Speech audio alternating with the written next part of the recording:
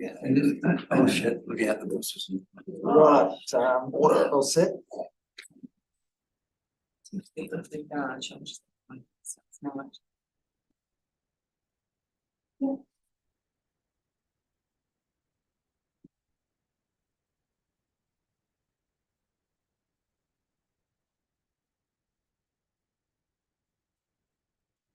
Right, kia ora to this committee Putea Ngā Mahinga Hoki.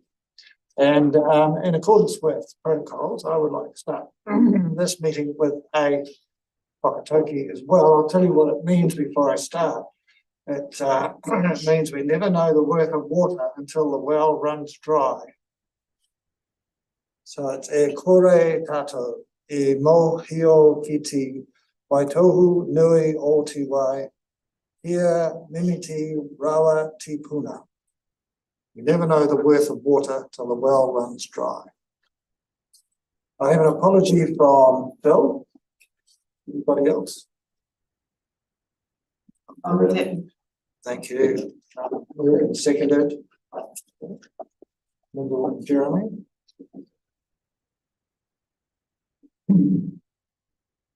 Any declarations of interest today?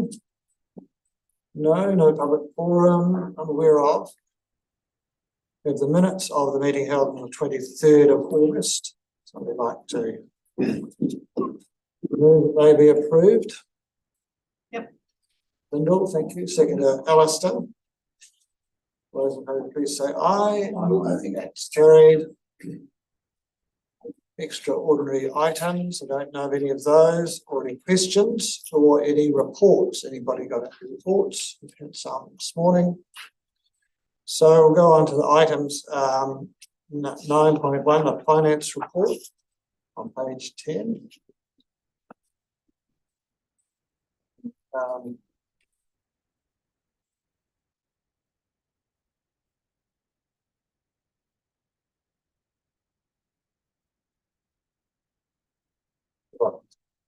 Tanya, would you like to lead us through this? Yes, thank you, Chair. I'm going to take the report as read. Perhaps point out one or two things on the statements. Page 12. The bottom line we have always focusing on is our operating surplus and deficit. For the period ended September 30th, our operating surplus was 1.4 million, nearly exactly in line with budget, a difference there of 75,000. Now there's ups and downs, as there always is. Our other income was ahead of budget. Now, some of our costs there, as we've detailed, were also ahead of budget. The resultant position is a $75,000 favorable position. Our investment income, our income that we earned, realised, which is dividends and interest, is going well. As you can appreciate, the interest rates are going up. Dividends are increasing, so that's 47,000 ahead. But for this period, the market, there was a downturn in the value of 612,000. That is actually corrected again, and we can talk about that in the investment piece, but that has turned around as it often does. But at the end of September, the overall operating surplus, including investment income, was actually 490,000 behind budget. And there's some timing differences coming through in the government funded projects. We ended the period nearly bang on at $17,000 difference. Before I go on to the balance sheet, is there any questions on that piece, Chair? Jeremy? Just one thing that's come down there was the 504K budget in regards to the consultants, and it seems to be around the long-term plan preparations. And just clarification, obviously you indicated that by the end of the year we can align, but is this extra? Oh, I'm just trying to understand why it's quite large variance. That's a fair question. it's front loading is, I suppose, what we're trying to say here is in the first part of this year, we spent more money than we budgeted at this time of year. And that comes back to two things: we have had more people supporting LGP, and the timing of the budget probably didn't reflect that as well. But in this area here, I've just noted we're putting extensive effort into the LGP. We're also doing business plans, setting up a PMO office, still got governance and put into the climate resilience projects, along with sundry other things that pop up in our institute reports on workplace and other things that we don't plan for at the time. So it is something that we're closely monitoring and managing to ensure that we do enough at the end of the year in the right plan. Clarify, so it's actually not necessarily any more work, like it's just a bit more crowded, but there is actually extra, that's been done. There's quite a bit of work being done on those really key things to set up the PMO, to get the business plans in place. And I suppose it does reflect the fact that we don't have those staff in-house to do those things. Anybody else? Okay, thanks, Tanya. So the balance sheet, the difference between September this year and last year was we actually struck our rates early. We traditionally have struck the rates at the beginning of October, and this year the team have implored me to try and bring it forward a bit earlier to give them more time and give the ratepayers more time, and they did a really good job in doing that. They enabled us to strike the rates at the end of September. So you're showing there things like trade receivables, 30 million, as opposed to last year where it wasn't there. So that's the difference. And it shows further down as well under rates of advanced liability down at the bottom. The only difference there between the years is there's another 10 million being invested in the property, plant and equipment, which is our continued investment into climate resilience. And managed funds, 1.6 million. Even though they look like they've gone down for the period, it's still 1.6 million ahead of the year before. Cash flow on the next page. The net operating activity is very, very similar to the previous year. And the outcome, showing some equipment purchases or plant equipment, and a negative cash movement over the three months as we've dropped into overdraft.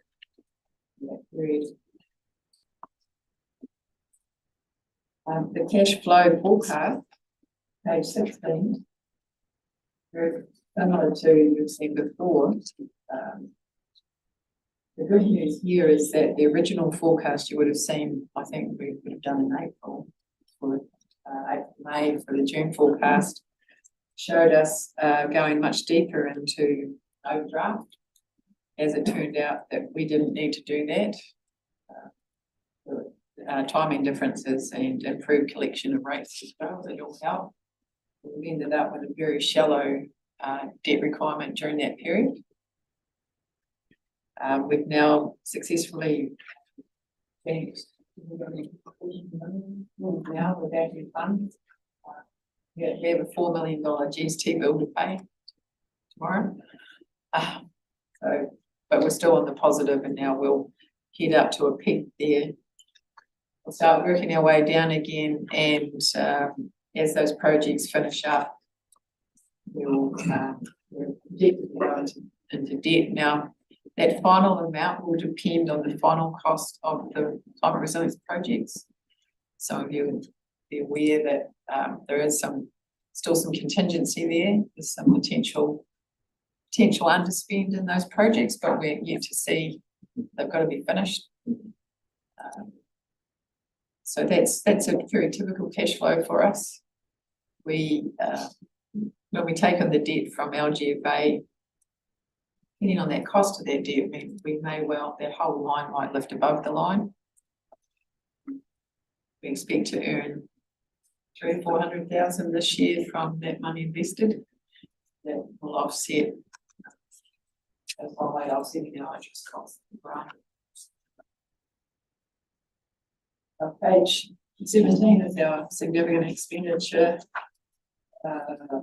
page. This is probably one page that I know Don wants to change. This whole report pack we put together 2 years ago. Before we got into the climate resilience reporting, so it does feel a little redundant because you've got your own, you've got a separate climate resilience reporting now. So I promised that in the new year, sometime in the first quarter, we'll relook at our reporting pack. I do still say it's not bad compared to others, but the opportunities to improve. Page 18.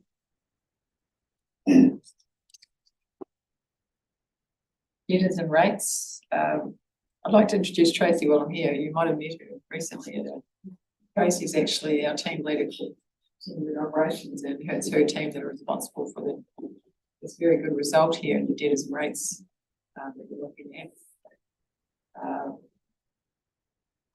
In the debtors area, we can see, if we're looking to the right-hand side of this page, the aging of the overdue balances, particularly that 90-day one, we're just chipping away at that, continually working through some fairly gnarly ones in there, and they're still there. We would prefer there was nothing there, but we're working our way down through it.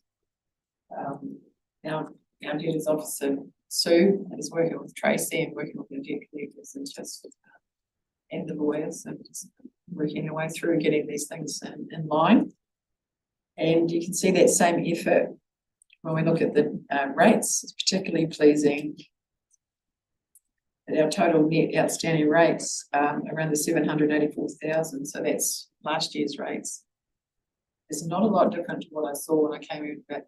I saw the 2019 report. So that's particularly good given the total amount of rates invoiced back then was below 20 million. Always more we can do, but happy to see that, particularly coming back from that big increase in the past where we had a much higher amount. Part of that I'd like to say is that when our Malcolm Brown, our long-term rates officer, retired, we were able to pinch a rates officer from SDC. I say that respectfully because these people are very rare. And Shirley has been a wonderful asset, and her particular interest is in debt collection, which is again unusual. Shirley has semi-retired. She's down to 3 days a week, and her focus is debt collection.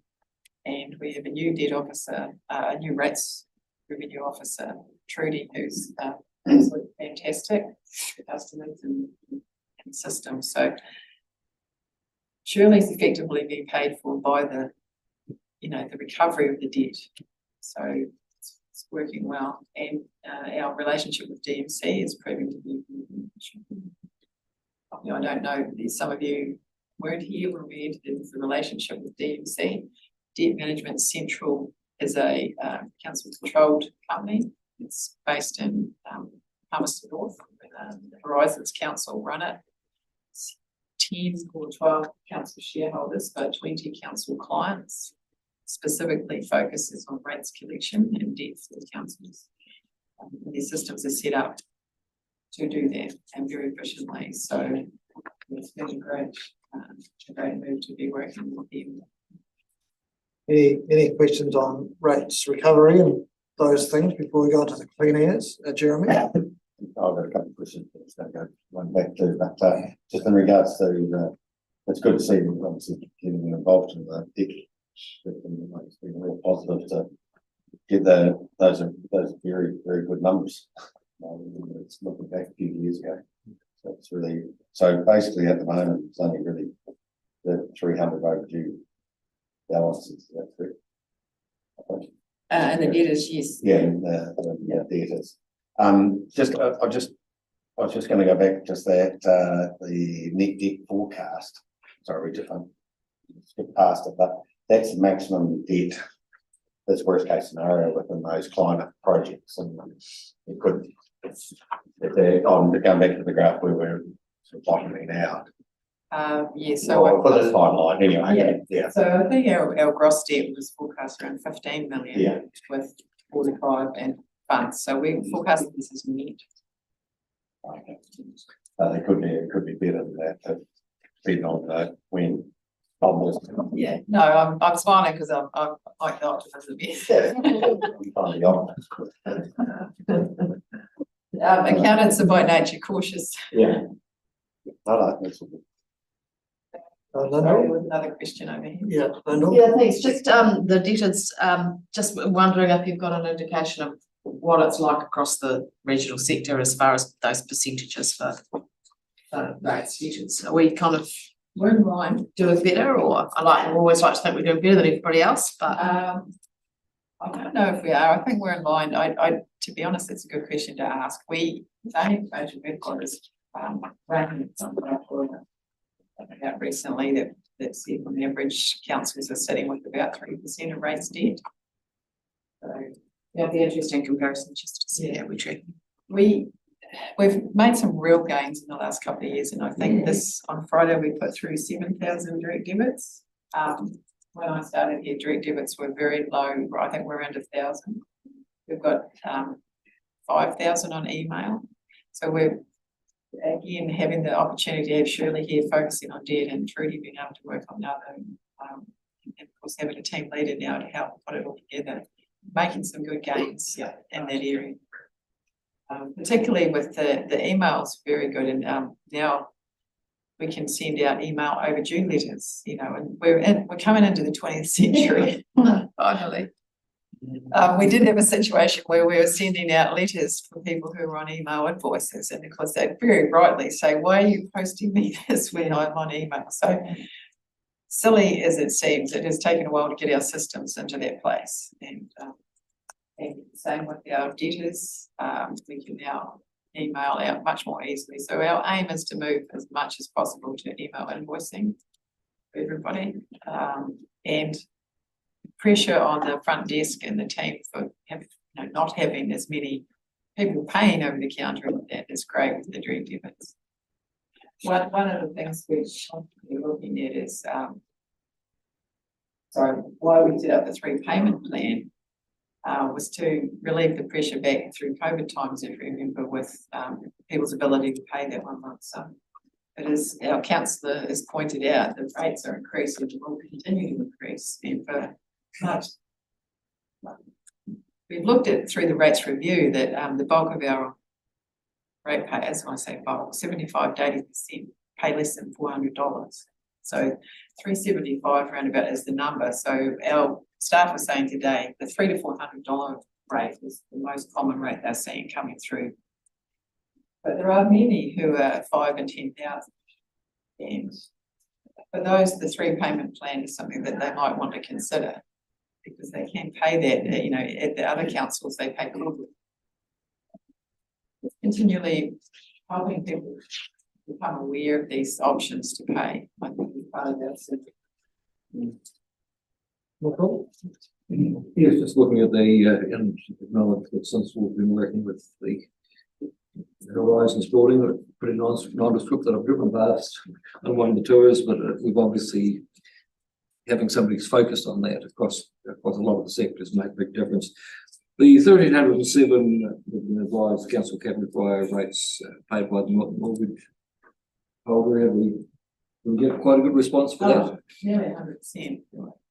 The bank has a very big interest in making sure we get paid. Most of them are paid before we have the final demand. The banks are very efficient. We hope to not have that many in the future, but sometimes they need to hurry up. And it was only after that that the next step is actually forcing the bank to pay it. Most people pay before the bank has to deduct it. There's a fee from the bank for them to do that. So the bank's pretty good at saying, "Hey, hurry up and pay your rates." But if they don't, the bank will pay us. The difficult ones are those who have no mortgage, who have a low value property relatively, and they're absent often, and you will find that they haven't paid for some years and we're struggling to find them. It's largely the accumulation of of the remainder of the debt. There are some bigger ones we're working with, but I think we can pay their rates. They understand the importance of it. We've had some. You can see there's a four going through property sales. There will be more as we keep pressing. We've always said if you'll work with us, we'll work with you. So the people that get to this point are the people that just don't want to work with us. We don't take this lightly. We give them every opportunity to make some kind of contribution and some arrangement. They won't contact us or won't make an arrangement. If we just work through the steps that are in our debt policy.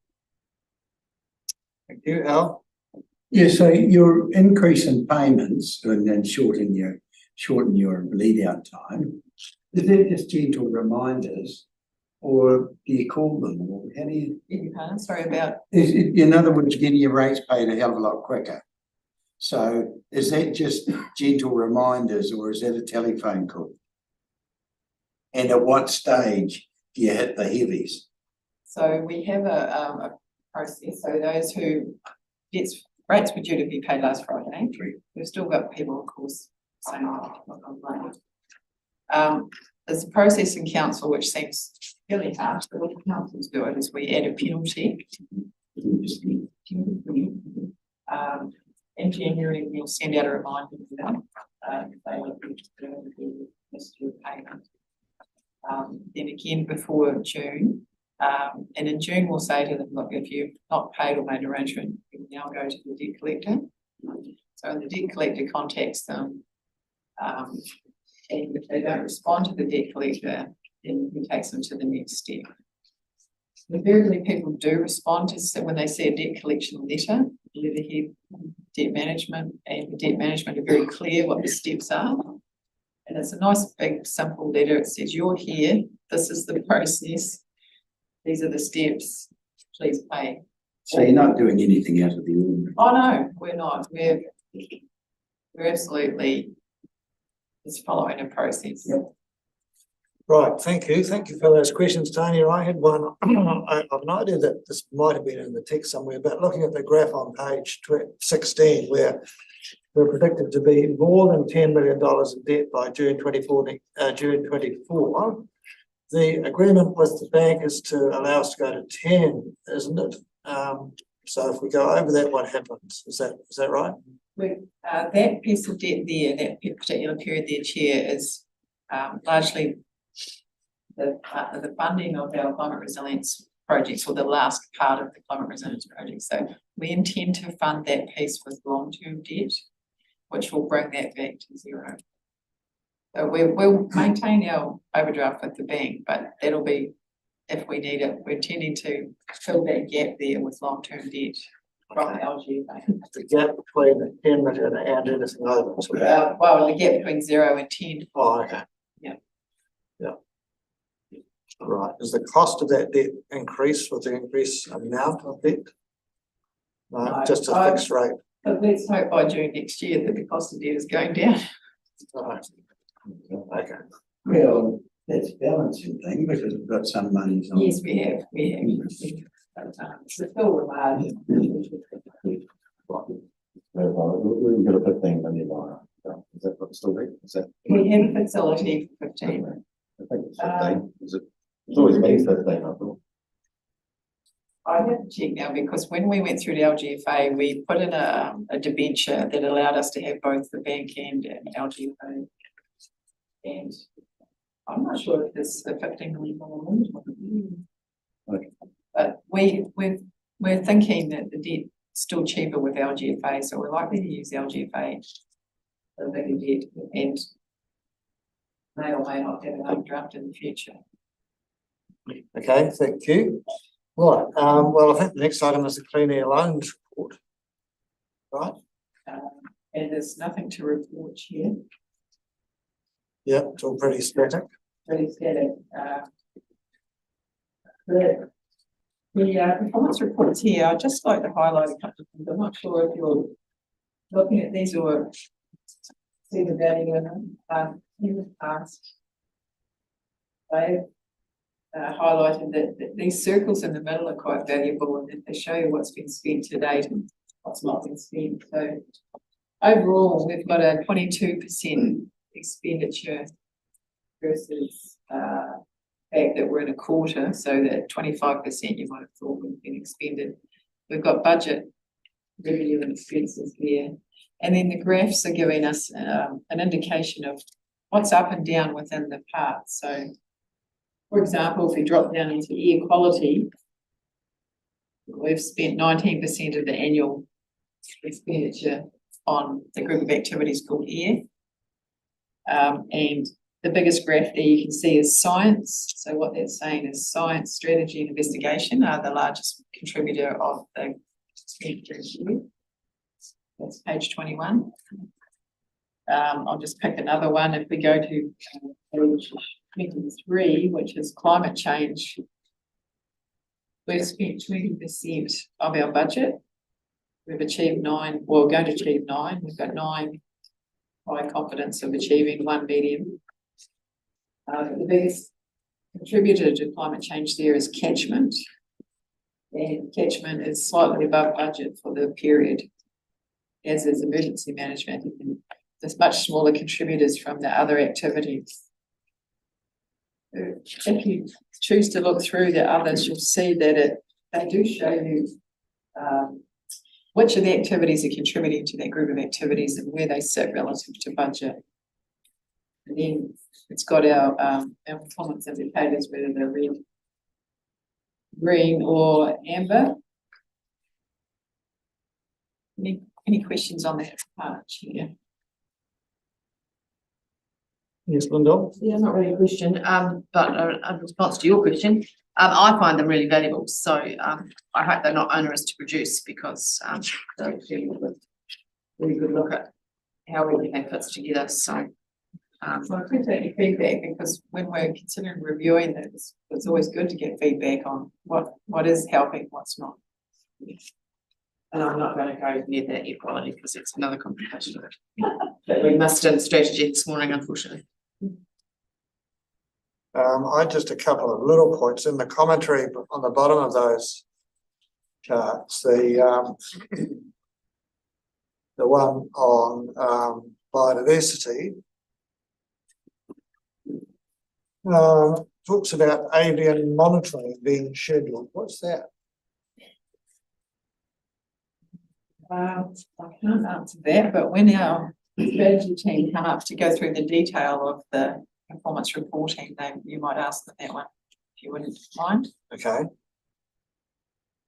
And I think the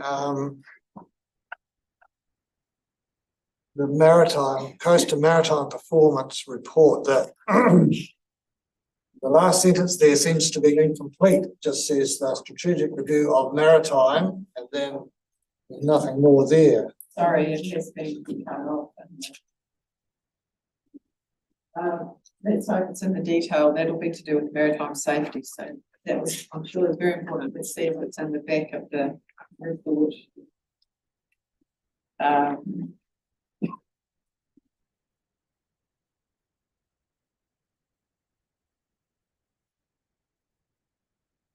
Page 185.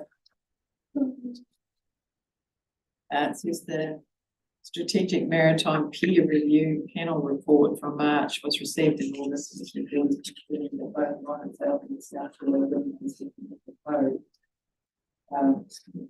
strategic review of maritime was nearing completion, so Okay. I apologise for we didn't pick that up, that we cut a sentence in half. We try to squeeze it in. Oh, that's right. I should have read that and put the two together. Right. Any other questions, Jeremy? Just a question, just when we're looking at those circles, obviously water and land performance were unused for 9%. That was a plan. And or a lot of work in the next report. Just don't know if you're right. Yeah, that's a very good question, and I don't know the answer. Sometimes the answer is with the accountants, and it's the timing. And our timing, we weren't aware of the planned expenditure. There's a big budget in this area, as you can see, 3 million or 2.5 million, and we are actually spending a bit of money there when we see, things are still going through the court for the plan. But clearly we had budgeted to spend more.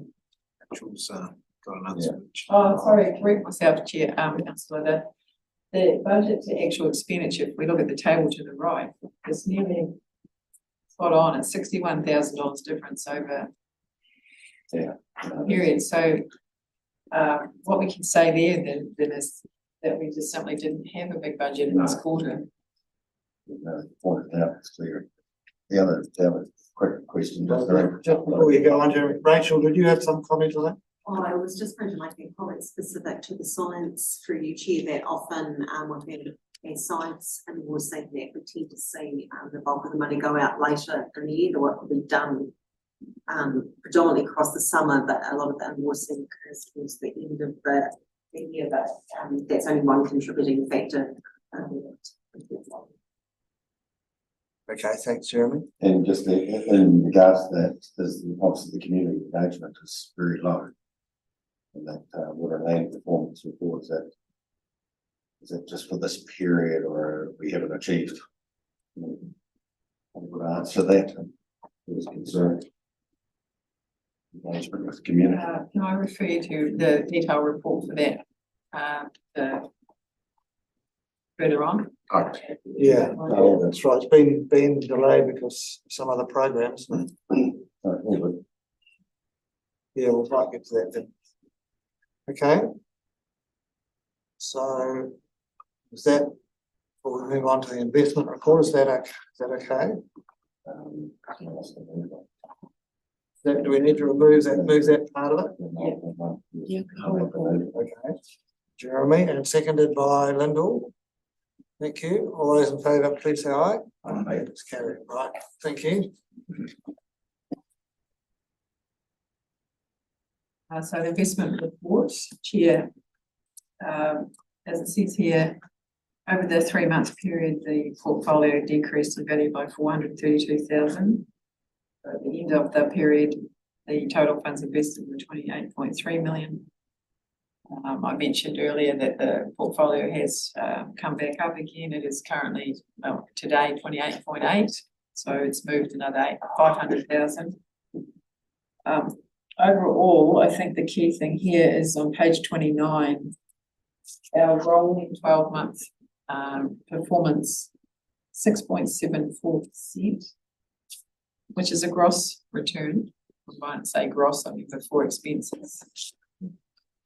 And in all but one of those benchmarks, we're only just slightly under. Well, in fact, we're favourable, in fact, to all the other than offshore bonds. Sorry, favourable to all the benchmarks. So that's always a good indicator.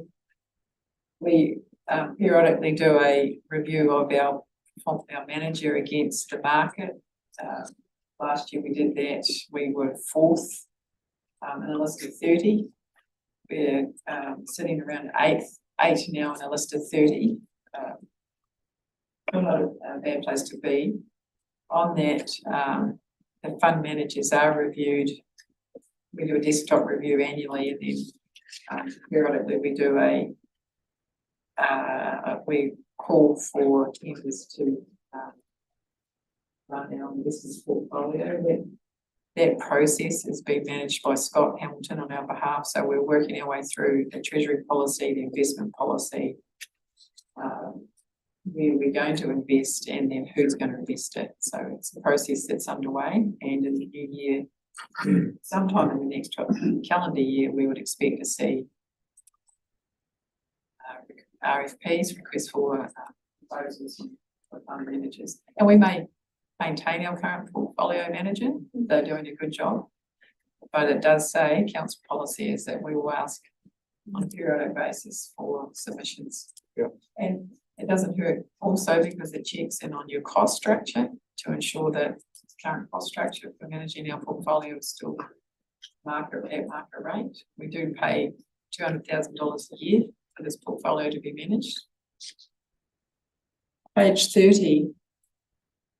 The graph on page 30 gives you an indication of volatility. So December, January last year, so we saw some big decreases and some very big increases and the minor movements until September, so we're starting to see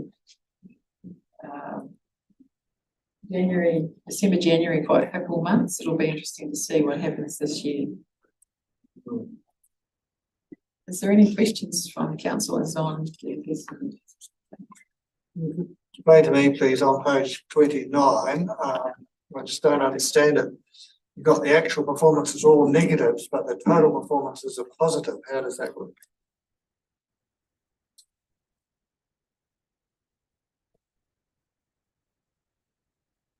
Yes, Tracy. I think one of those should not have negatives on it. Actual benchmark.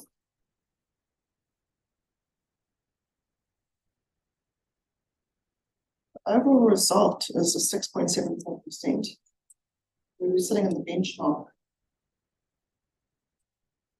It's actual to benchmark. Every one of the portfolios is showing negative, there's a reduction.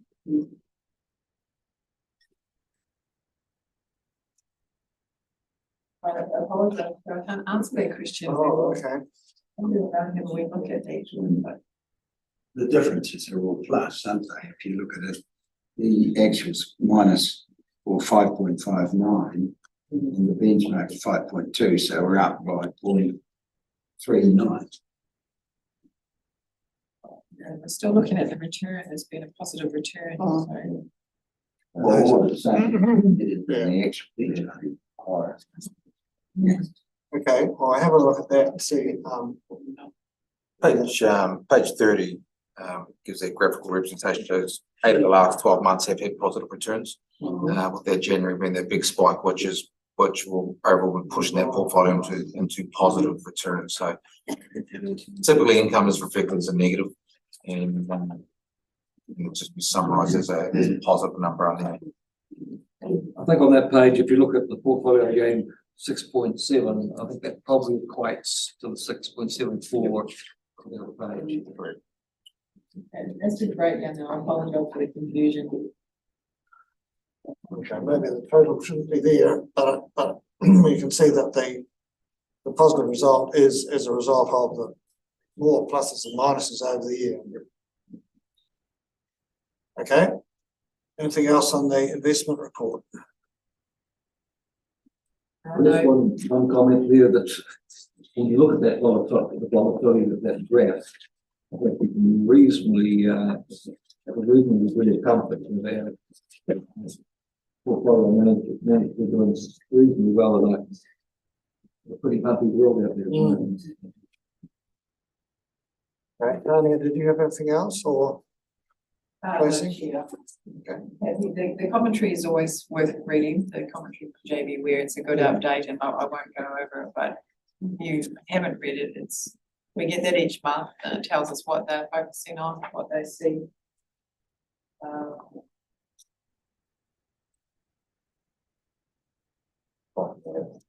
Quickly, that's normal. Those graphs for the last, well, I think I go back the last few years, it's been going along, been going well, then bang. So it's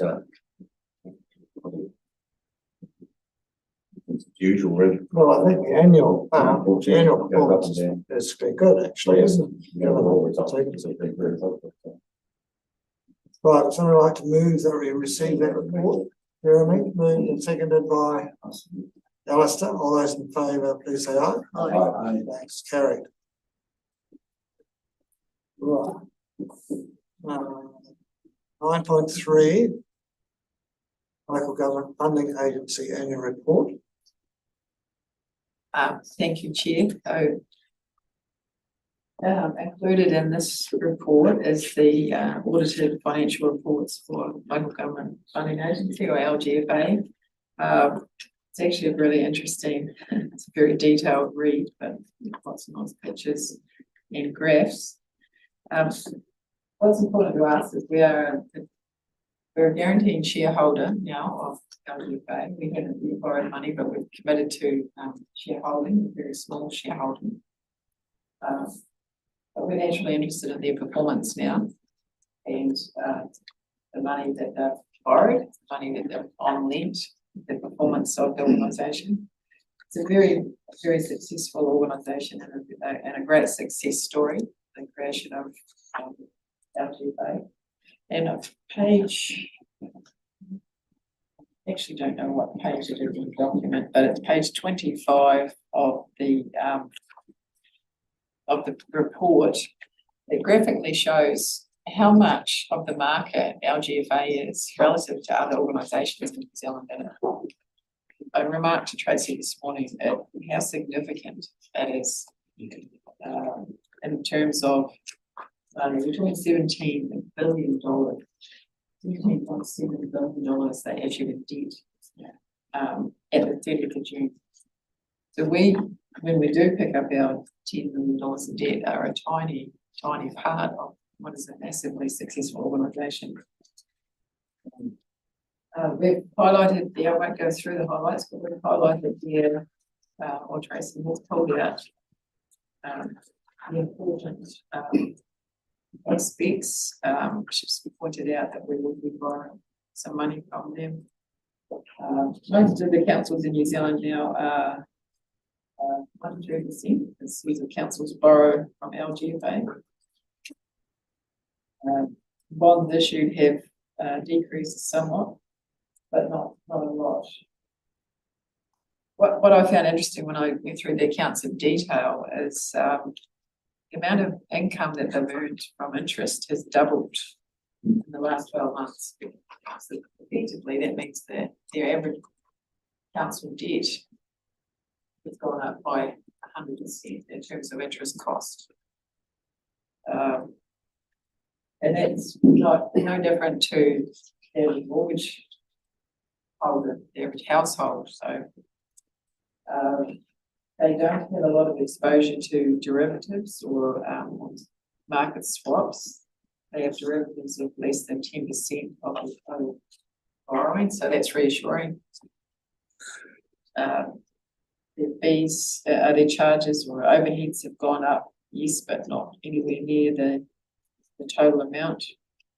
But at the same time, their reported income was 2.5 million versus 10 million. So that's showing that squeeze on the margin that they're borrowing and on lend. So I do know that they have a very competent board of directors, which covered externals, plus local government officers. So it's a good organisation to be in, but it's our responsibility, of course, to be watching. Thank you. Any questions on that? Nicole? Just one, it was a little bit alarming to see they had made a 5% loss on their projections for the year, and I'm assuming that's been the volatility of the market that's caused that, and it won't be an ongoing situation. So that's at the bottom of, or near the bottom of 33, page 33, where the projected operating income was supposed to be 12.2 million, 600,000. I'm assuming that won't be an ongoing issue because they are in a big way. But, it does look like a large amount, councillor, but it's turning over 300 million. I think that's as I said, it's the change in margin that we notice in here. And they do have some what they call derivative losses. Now they don't have a lot of these, but when the interest rates go up, for you that's involved in a lower amount, it will show as a paper loss. You might remember last year when we had quite a fall in our portfolio when interest rates started to rise, and we owned investments that had a low interest rate. We were showing a lot of paper loss there, and they are showing some of that. Their derivatives have gone positive to negative, so they'll be managing that. Okay, anything else? All right, so we need to approve that report as well, or receive the report rather. Very little, second, Alistair, all those in favour, please say aye. Carried. Right, Regional Software Holdings Limited. Tracy, you want to tell us about this? Yes, thank you, Chair, and Thank you. Laura. All the papers report is read. So the unaudited report and the auditors have looked at our Regional South Software Holdings Limited as low risk. Priority, so this report was written last year, was also unaudited. With some background, you will know well though, the RSHL is the CCO, Council Controlled Organisation. It was originally established by 6 regional shareholders. And it's been transitioning to a shared service organisation. And this year, 3 more councils been added. It's Bay of Plenty, Brisbane and Hawke's Bay. So a council's shareholding was 11.9% and it's been decreased to 15. It's been decreased from 15.5 to 11.9. This decrease of 3% in our shareholding from last year because of those extra councils. Perhaps of note is the impairment. So software has got the residual value of nil on the 30th of June. So council has been writing off an impairment expense of 90,000 each year for the last 3-4 years. We'll bring it to a nil balance 30th of June 2027. Just the financial operational performance that the restructure is now complete to the shared services organisation. Financial highlights, page 88. There's an end of year surplus of 357,000 against the budgeted loss of 652,000. And the favourable position is largely due to the timing difference in the planned expenditure. And the cash and cash equivalents, 5.9 million, includes the 3 million for the East Coast LADAR program. Just some of the highlights I took out. If we look at the actual financial reports, turn to page 112. You'll note the revenue. Regional sector shared services. The statement of intent was to be 2.8 million. Its actual is 5.9 million. And as well as the member contributions up from 1.6 million to 4.9 million. So regional sector, they couldn't predict. Statement of intent just much larger. They've gone ahead much faster than they anticipated when statement of intent was written, predicted. That leads to the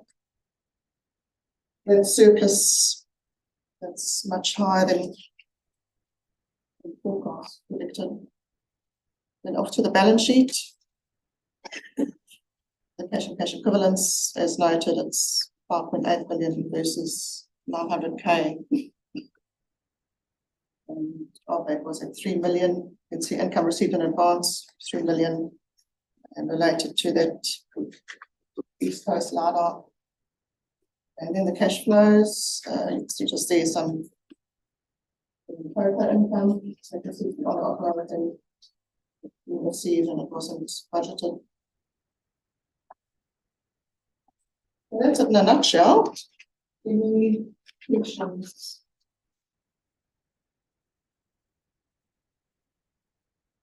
I just don't quite understand. Obviously, they're putting together computer programs and selling them to the councils. That's software, yes. So how do we value it? There's a couple of directors sitting back there. They should be able to tell us. So, can I answer that? Yes, thank you. So there's 2 large pieces of software only. One is the legacy product that was started nearly 10 years ago. That's the one that will have an end of life shortly. And with another product, the modern version, which many more other councils are participating in, is coming on and being built and distributed now. So it's the end of life one that we're writing down. The company has transformed from being RSHL was originally only for Software Holdings Limited.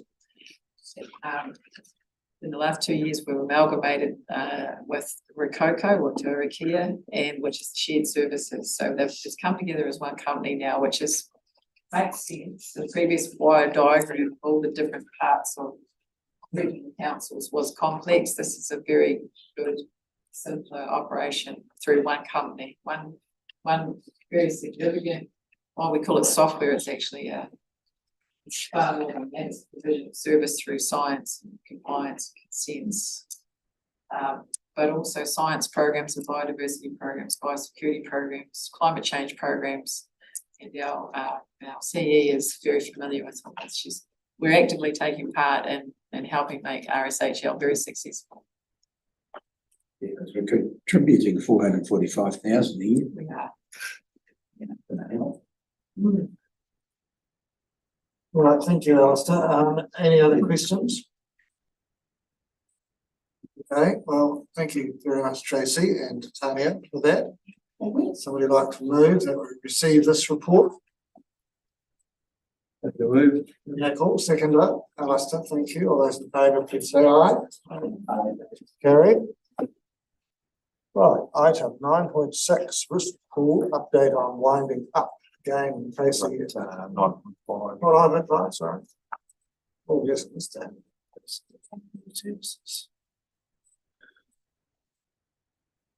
9.5, page 137. So Civic Financial Services is a company owned by Kelvin, but not a CCO.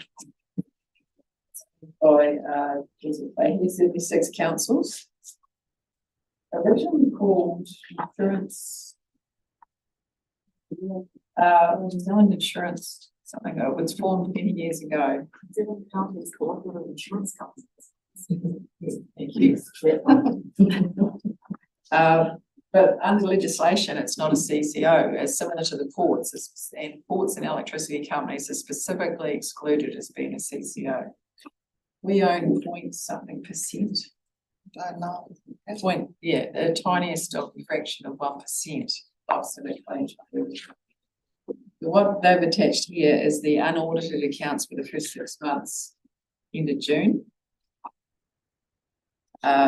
Civic Financial Services has transformed from a mutual fund type insurance provider to local government to be primarily an administrator of a very successful superannuation and KiwiSaver fund. That is what they're focusing on, and the councils one by one left risk pool and civic liability and LAP. Like councils like ourselves have gone to the market and joined in with many other councils into very large international insurance purchasing.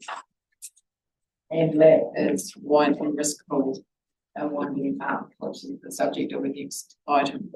So this is the annual 6 monthly report, as I said. Showing a good result for that period. As you can see there was a surplus of 231 versus last year, which was 72,000. Well, I'm looking at page 39. The organisation has $3.3 million of term deposit, money that it uses to earn interest to subsidise the fees and charges to the KiwiSaver members. I did question this with the CE of Civic, the loan of 5.6 million. It's got a note number 7 where it's advanced money to risk pool. I've actually personally rang Charlie and asked him about that, and it's a funding arrangement to fund risk pool until the pool is closed and the liability is determined, and they receive the funds, which we'll talk about in the next item. Council. So my question to Charlie was, is that money at risk? And he said, no, it's not at risk. It's a funding mechanism. The councils guarantee the funding of risk pool. There's, not much else to say about that, really, Chair. That's all. Anybody got any questions? Risk pool, Always been a little bit grumpy that we were convinced to actually become a member was organised age just before they went pretty much belly up and moved into superannuation and KiwiSaver. And where it looks like to our joy we have a liability. It's a small investment, but we've got a large deficit to deal with. 50,000, isn't it? What's that? Just on 50,000, have I got it right? Right, yeah. Or 55, but we had a credit of 6 or something. another comment on that? That is correct. I'm not sure when Southland Regional Council joined, or that. I was reminded by the CE that, the councils overall benefited over 20 years from a mutual fund type insurance product. And at this end, there is some risk that they're doing their best to limit. Right, we carry out a pretty important function by the looks of things anyway. But somebody like to move to receive that report? Jeremy and seconder, Lyndall, all those in favour, please say aye. Thanks, Carol. Right, now we're going to go on to this report, yeah. I'm winding up. Tracy and Tanya, have you got something to tell us about this? Thank you, Chair. As the report says, risk pool has been winding down now for some time. There has been a difficulty, not a difficulty, a timing delay in determining the total liability. The Supreme Court has been involved with significant claims where obviously the risk pool trying to quantify their liability. The court has changed its mind on one of these large claims, first judging in favour of risk pool and then judging against them, or two different courts, one after the other. Risk pool is now negotiating with the reinsurers to deal with that, to pick up the balance. Look, they've been working, very closely, of course, with their lawyers and with the actuaries, and the information that they have at the moment suggests that the total deficit is 12.884 million for the Fund 7, which goes back to 2003, Fund 10, 2006, etc., as it's saying on detail on page 147. Our share that we are asking to contribute is 54,000 excluding GST.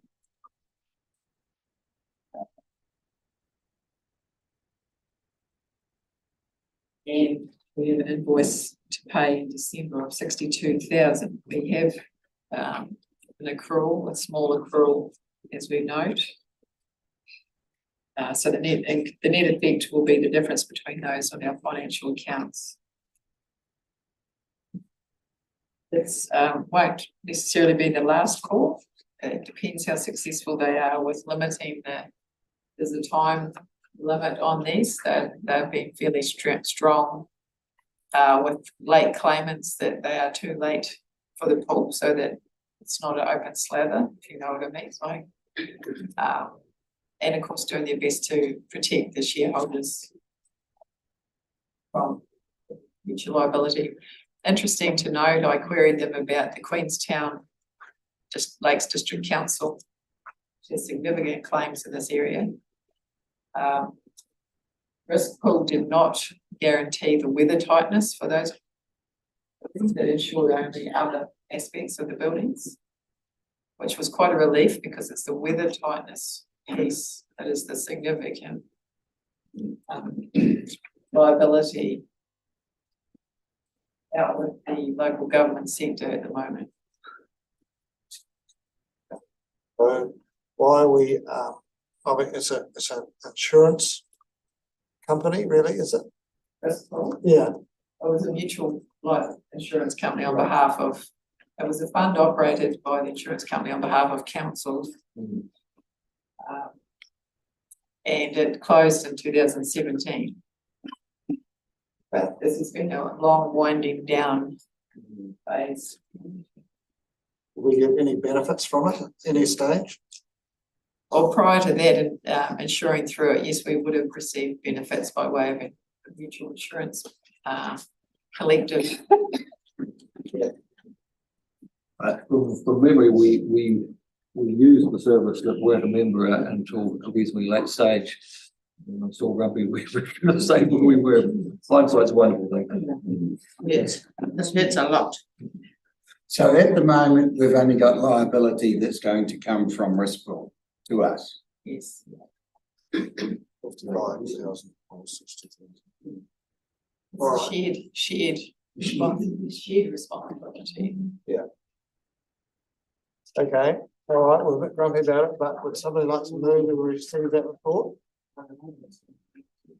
Alistair, order, please, second it, thank you. Oh, yes, all right. All those in As much as favour- it pains me. all those in favour, please say aye, that we receive that report. Carried, thank you. Right. 9.7. Jane and Paula, welcome. Afternoon. Would you like to highlight some of the things you think are important about this report, or particularly important, I should say? Okay, so in the information management space, it's good to see that we're actually mainly on track with regards to our second year of work programs against the information management strategy. There are 2 that are actually sitting in the amber space, but are progressing and are actually independent IS as well. So we'll keep working towards those to the end of June 2024. Probably one other highlight I have is actually the fact that we'll be actually implementing a agenda minutes software through December to March, which will automate the process for actually compiling our agendas. You may have noticed that we've actually gone with a better style of agendas and templates, and that'll be also part of the process. Soon we'll be getting automatic chairpersons, so we won't have Never. Some AI. Yeah. Which is I. Segue into the information, so sort of the update is that we have our strategy, we are now operational with that, so it's this key focus areas are the integrated ecosystems, the ways of working and being secure and resilient. So we have a full roadmap that supports that. Every decision we make is underpinned by those focus areas, and we also are tracking well. We've achieved 6 out of 12 of last quarter were green, and 2 of those ambers will move into green very shortly, and certainly by the next report. The one area that I do want to highlight is that patching certificate down the bottom, which is showing as red.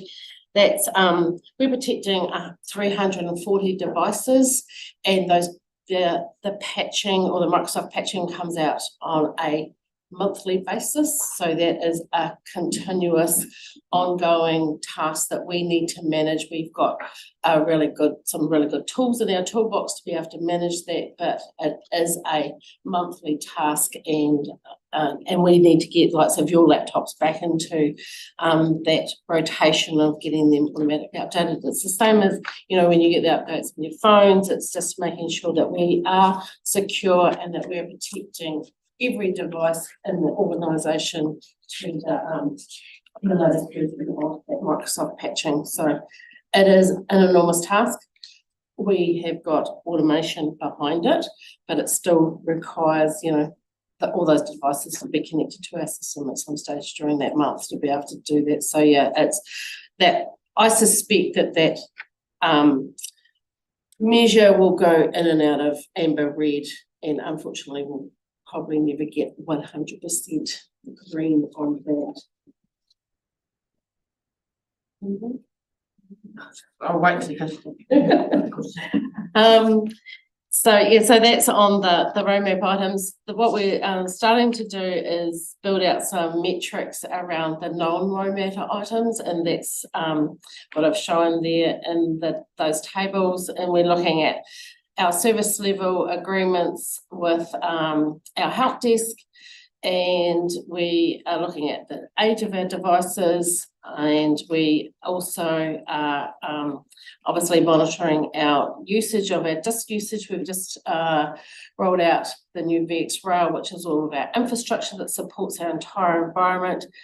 We did that basically under the radar. Nobody even knew that we didn't even have a blip in the system while we swapped out a piece of kit that's, you know, it's a $400,000 piece of kit, and it just happened. And so well done to the team for that. And as you can see on the VX Rail, you know, we've increased our capacity, and sorry, my maths isn't, but I'm going to go about 400% at least for that increase of capacity. So yeah, there's challenges around, you know, the backlog of service desk jobs and that, and we're just working through whether that's paperwork, you know, is the paperwork not being done, or if we've got a real issue with the number of requests that are actually coming into the organisation. So that's my highlights. Joanne? Any questions on any of that computer stuff? Computer stuff. Just going back to your little red thingy. So I guess the question is the measure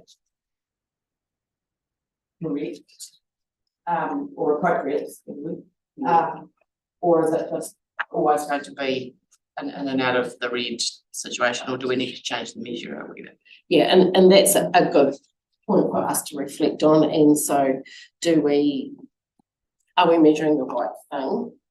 And I think we are, you know, like, to be honest, is that to try and get that 100% compliance around that. But it comes at a cost. So where is that happy medium of risk versus the, yeah. So yeah, that'll be something that we work on. Okay, so maybe the conversation needs to come to the risk and insurance committee as well. Yes, yeah. So and it's tied in 100% with that conversation. Yeah, thanks. Just further to that point, we have just taken the approach of any patches that need to go on. So not all patches are equal. Some are performance related, some are just for a bug, and some are security that, you know, we don't want to not do those. But we've kind of just looked at across and said, we actually our goal is to stay on top of all of them. And but within that, and we know, as Jane pointed out, this was going to be a challenge. Within that, we'll be prioritising the high risk, high impact patches of some of the ones that probably fall into more of that convenience sort of category. But it's there's a tsunami of these things that are released on a monthly basis, and so you know, absolutely, as the reporting evolves, and our same with Jane's management reporting on the side, and the disclosures, I think, will start to evolve as well. Well, anything else? Then I've got one about the council chamber audio upgrade. Yes. We had a requirements gathering meeting on, or finalisation of the requirements gathering last week. And we're just waiting for confirmation of when he can. So Vision from Dunedin have been chosen as the provider of that solution, this solution. And certainly the number one thing will be getting rid of that buzz that's down the back. And yeah, so we've had the key stakeholders of the internal teams. We've met with them to make sure that we're covering off from, you know, the report writers and the secretaries and captured all the needs. So we're looking at one camera at this stage, and that's, you know, to ensure that we keep within our budgets, and replacing the speakers, the microphone staying in a replacement projector. That's where we're at for stage one of this project. Will that make it better for those people who are attending by Zoom when we have a workshop type of situation? Yes, so the solution that we're looking at it'll have presets, so we've given the different layouts for the room, and so there'll be a thing on the wall that you go and tap, and if it's got this layout, you go and tap that one, and if it's got the other layouts, then you just tap them, and the microphone then adjusts to where the people are sitting. So we believe that we've covered most of the options that we know of. There's probably a second phase to there, Morris, and that's regards to the number of cameras that we set up within the room. So we're adopting just one at this point. But the system with the ability to have 4+ cameras, which will help that experience from when you are in a workshop type scenario and someone is attending virtually, to be able to utilize each of those cameras to help them participate as best they can. Right, okay. Al? Was there no expertise in Invercargill, or was it a financial consideration that we entered in Eden? We couldn't find a suitable respondent in Invercargill. So There's no one up to doing it. no. Thank you. Any other questions? Any other points you want to alert us to? Not to do with the item, but I've Russian blood to the head and bought another device. I may come and see you shortly. Right.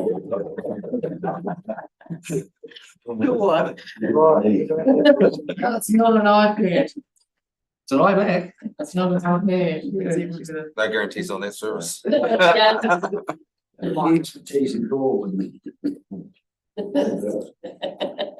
So can I have a mover to recommend that we receive this report on information management, etc. Alistair and Nicole, all those in favour, please say aye. Aye. Thank you very much. Thank you. Jane and Paula.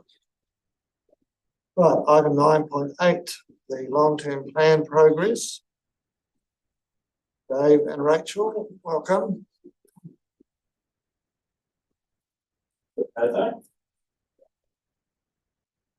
Through you, Chair.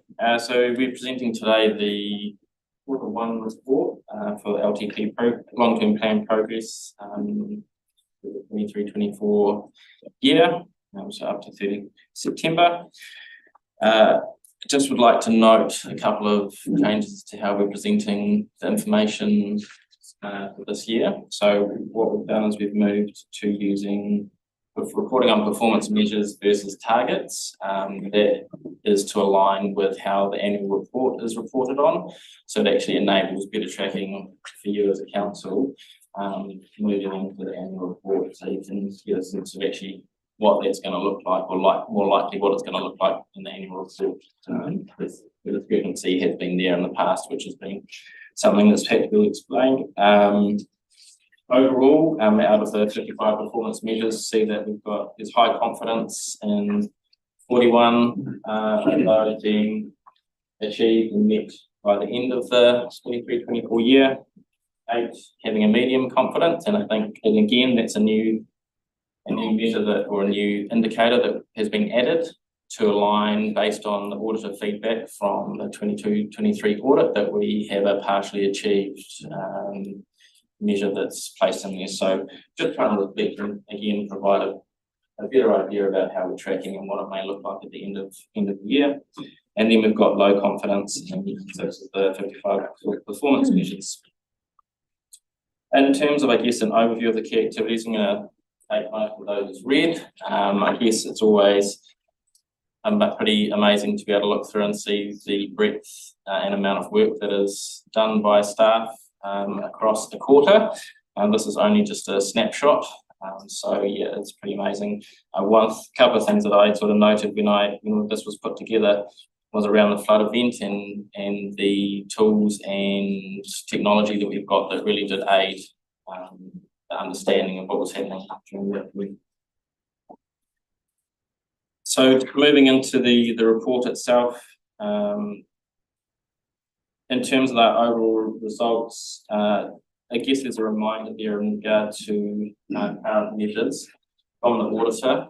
On the auditor related to this is page 159. Just talking to our results table is that some of our results are going to be influenced by the fact that we do need to have a look at the quality of the information that we're using to report on and justify our achievement of measures, as well as ensuring that measures are community focused going forward. So that is being addressed in the development of the performance framework for the current LTP or the 24 to 34 LTP development.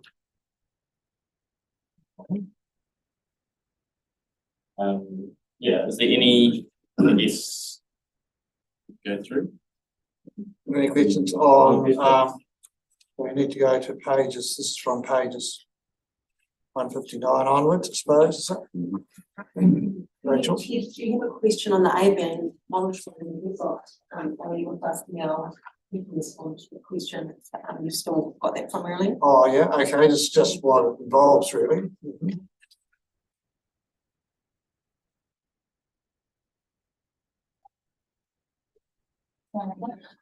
Sorry for you, Chair, the ABN monitoring is 5 minute vote counts that we do throughout, I think, 5 or 6 different sites and community areas, so Fisher Point, Notaro, Yeah. Things like that. And we have set points throughout that block, and an expert at bird calls goes and stands at that point for 5 minutes and they record everything they hear.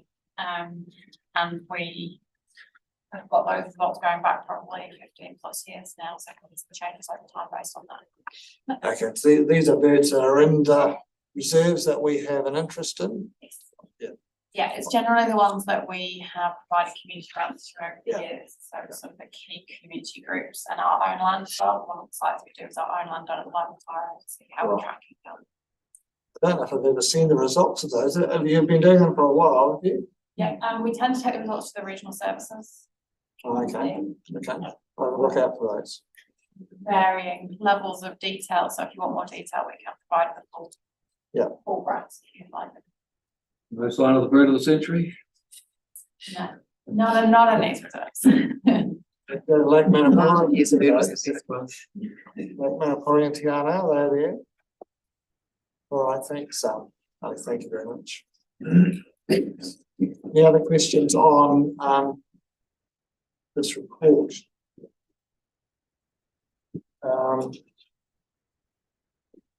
Yeah, no? I'm not sure that's a question. I'm just going to once again express my frustration at the air quality section and the Clean Air Loans scheme that we've been in the process of reviewing for quite some time. Not casting stones at anybody, but actually it's been on the books for a long while and I'd really like to see some tidied up pretty soon. Definite direction or a definite outcome would be great. Rachel? Chair, I was just going to note, and Dave may prefer to do this, that we've got some additional resourcing coming into the strategy team very shortly, so it will hopefully help. Yeah. The report we had recently from the NIWA scientist about how the air moves around was very useful, and from what It's just the Clean Air Loan scheme particularly is, under review and is stalled a bit. All the time. This is my way of doing that now. Anything else? I think I've got a couple. I wanted to ask about the under biosecurity and biodiversity. It's a question I asked at the performance. No, this committee. The risk committee. About, because it said in there that the Fish Pass project was on track, and I want to know to what extent we know that the Fish Pass project, I know we put in a lot of devices to help fish get up through culverts and that sort of thing, but how effective has that been overall? Do we know that the fish that are needing to move up through those structures are actually able to do so? You would need to survey that, below, and I know it's quite a big job, I know, but I think for doing all this work, we would need to know that it's actually having some benefit, I would have thought. Nobody here now. Ellie, leave the room. I might come back to another committee as well, so I'll keep remembering. we'll also take that back into Right, thanks. information on that.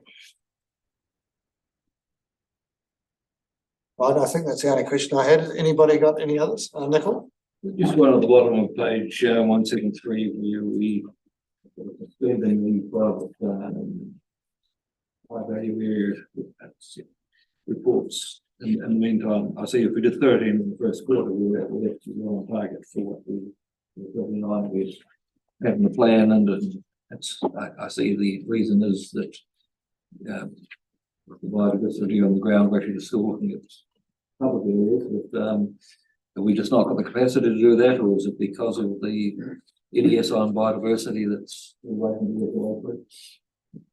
Yes, for you, Chair, the National Policy Statement for Indigenous Biodiversity came into effect in August, I think it was, and so there was a review of the program undertaken at that point, and because of concern out in the community around that and what it might mean if you've got an HVA assessment done, how does that connect with the SNA programs?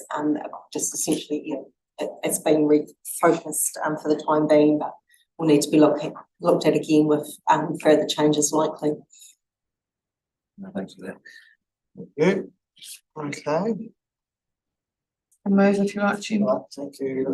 Lyndall, seconder, recommendation, Jeremy. All those in favour, please say aye. It's carried. Thank you very much. Right, Great South, I think that's next, is that right?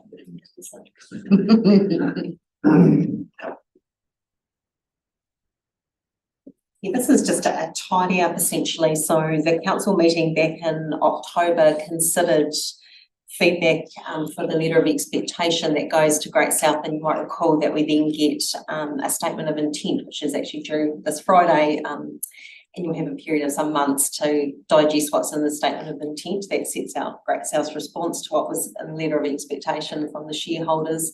And so that'll come in, but in the meantime, we obviously had the Chief Executive Shami come and speak to you at a workshop, and she subsequently met with Walmer and has provided the detail of what the increase in core funding would be for environment development. So this particular item is seeking confirmation that we are willing to fund that increase in core funding, and that's their keeping the lights on type funding as opposed to contract funding for bigger pieces of work. Right, thank you. Any questions on Jeremy? Just in regards to the increase, Raw District, have they not funding or they haven't done an increase? So my understanding through you, Chair, was that the two largest shareholders were approached initially because ICC and STC between them hold the majority of the shares and therefore pay the most in terms of that core funding. And once that part had been sorted, Great South then came to the smaller shareholders like ourselves and Gore. So I imagine they're going for a similar timeline to ourselves. I don't know.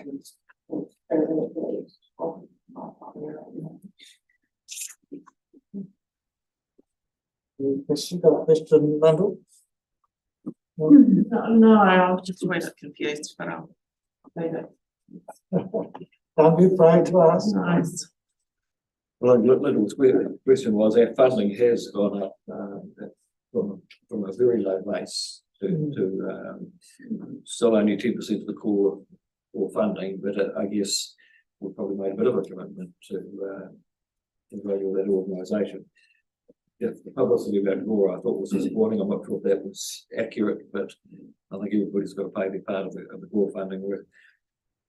12% sounds a lot. We haven't increased for a year or two. It's talking about 10% of the Gore funding, which I think is probably reasonable with the inflation we've got. I mean, we have got a very good agency there that's still on an improvement trial, but actually it is a good resource for Southland, and while we don't purchase services, particularly that coordination, so we don't get overlap, and being sitting at the table, I think is important. Yes, would you be able to answer the question if a ratepayer asked you, what do we get from Great South? we're looking at a thriving Southland. You can look at a number of those projects that are ongoing. And a lot of the services are purchased by the two big entities. So they've got a contract for service, but they also actually managed to get quite a bit of government funding for other things too. So it's it's not perfect yet, but it's actually the envy of quite a few other areas that we do have a coordinated development agency that is working on behalf of Southland. So there's always room for improvement, but I think we've watched it develop over the last few years where it's gone from Venture Southland to more accountability, I think, which is good and more transparency. Thank you. Right, any other questions on that? Is that all you'd like to say, Rachel? Yeah. Okay, so we'd like to move that we agree to pay them $198,100 GST Second. and receive the report. So that's those two things. Moved by Lyndall, second by Nicole. All those in favour, please say aye. Aye. That's carried. Thank you very much, Rachel. Right, now we need to move into public excluded. Did we have an explanation as to why we need to do that? The motion is that in accordance with section 48(1) of the Local Government Official Information and Meetings Act 1987 and the particular interest protected by section 6 or 7 of this act, the public be excluded from the following parts of the proceedings of this meeting. Confirmation of the public excluded minutes from the 23rd August meeting under section 7.2J and the climate resilient projects report under section 7.2H. Right. I just need to stop the writing. Somebody like to move that, Jeremy, that we move into public excluded, and Alistair seconded that. All those in favour, please say aye. Aye. It's carried. I'll just have a wee pause before we can fix the electronics.